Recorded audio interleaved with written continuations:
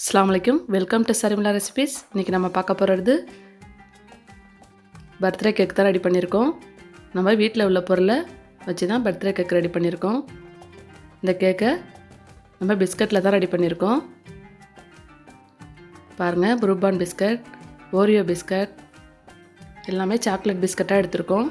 நீங்கள் Marie biscuit, milk biscuit எது வேணாலும் சேர்த்துக்கலாம். உங்கள்கிட்ட உள்ள பிஸ்கட்டை சாக்லேட் பிஸ்கட்டாக சேர்த்துக்குங்க. இப்போ ஒரு மிக்ஸி ஜாரில் எல்லா பிஸ்கட்டையும்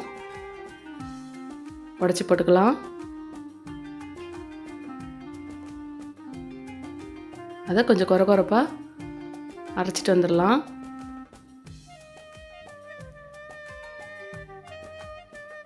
நம்ம சுகர்லாம் சேர்க்க வேணாம். எல்லாம் சாக்லேட் பிஸ்கட்டாக சேர்த்துருக்கிறதால சுகர் சேர்க்க வேணாம்.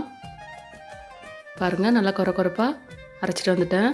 இப்போ ஒரு பவுலில் சேர்த்துக்கலாம்.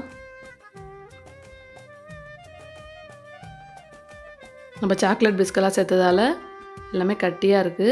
நம்ம அதை எல்லாத்தையும் உதிர்த்தி விட்டுக்கலாம்.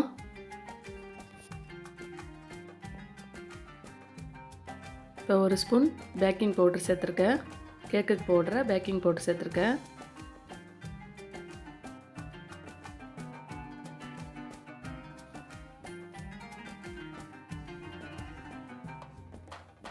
இப்போ ஒரு ஸ்பூன் கொக்கோ பவுடர் சேர்த்துருக்கேன். கொக்கோ பவுடர் சேர்த்துங்கன்னா இன்னும் ஒரு நல்ல டேஸ்ட்டை கொடுக்கும் உங்களுக்கு.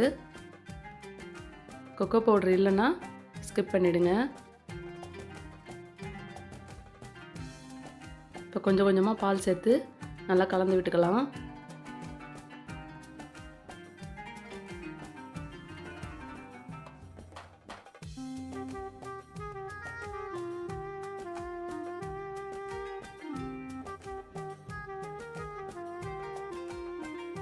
ஒரு திக்கான கன்சிஸ்டன்சிக்கு மிக்ஸ் பண்ணி விட்டுக்குங்க.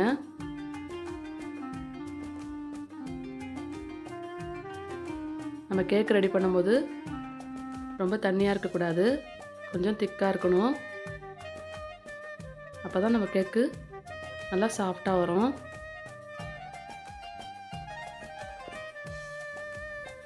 இந்த கன்சிஸ்டன்சிக்கு இருந்தால் போதும். இப்போ எந்த பேனில் கேக் ரெடி பண்ண போகிறோங்களோ அந்த பேனில் கொஞ்சமாக எண்ணெய் தடவி விட்டுக்குங்க.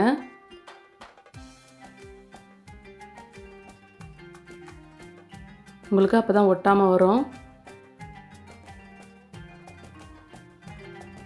ரெடி பண்ண கேக் மிக்சரை ஊற்றிடலாம்.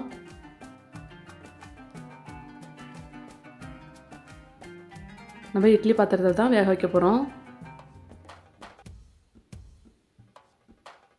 உங்கள்கிட்ட மைக்ரோவேவ் இருந்ததா மைக்ரோவேவில் கூட செட் பண்ணிக்கலாம்.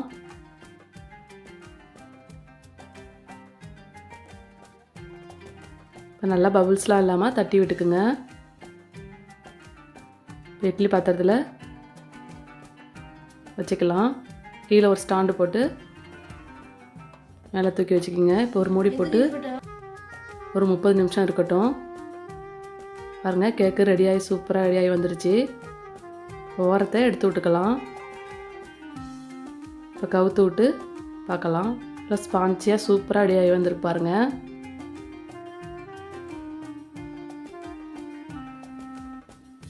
நம்ம எல்லா பிஸ்கட்டையும் கலந்து தான் செஞ்சுருக்கோம். இப்போ மேலே டெக்கரேஷன் பண்ணுறதுக்கு ஹெர்ஷியஸ் சிரப் இருந்தால் மேலே ஊற்றி விட்டுக்கலாம்.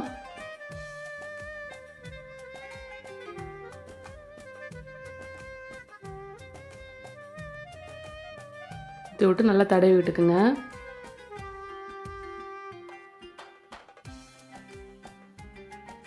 நம்ம குழந்தைகளுக்கு பர்த்டேன்னா வீட்லேயே சூப்பராக ரெடி பண்ணி பர்த்டே கேக் ரெடி பண்ணிடலாம்.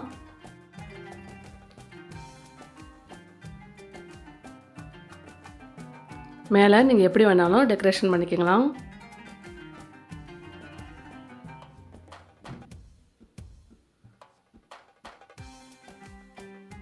நான் டைரி மில்கை நல்லா துருவி மேலே தூவி விட்டுக்கிறேன். நீங்கள் விருப்பப்படுற மாதிரி எப்படி வேணாலும் உங்கள் கேக்கை அலங்கரிச்சிக்கோங்க. இப்போ கட் பண்ணி பார்ப்போம். எவ்வளோ சாஃப்டாக கேக் ரெடி ஆகிடுச்சு பாருங்கள்.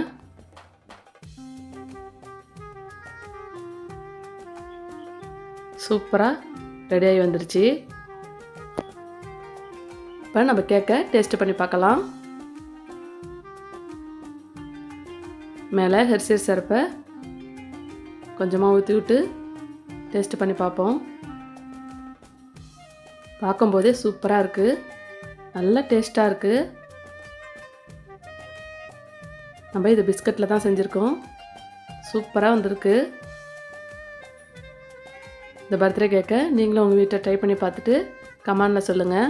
இந்த வீடியோ பிடிச்சிருந்தா லைக் பண்ணுங்கள், ஷேர் பண்ணுங்கள். மறக்காமல் நம்ம சர்மிளா ரெசிபீஸை சப்ஸ்கிரைப் பண்ணுங்கள். பக்கத்தில் இருக்கிற பெல் ஐக்கானையும் ப்ரெஸ் பண்ணிக்கோங்க. அப்போ தான் நம்ம எப்பப்பெல்லாம் வீடியோ போடுறோமோ உங்களுக்கு நோட்டிஃபிகேஷனில் காட்டும். தேங்க்யூ.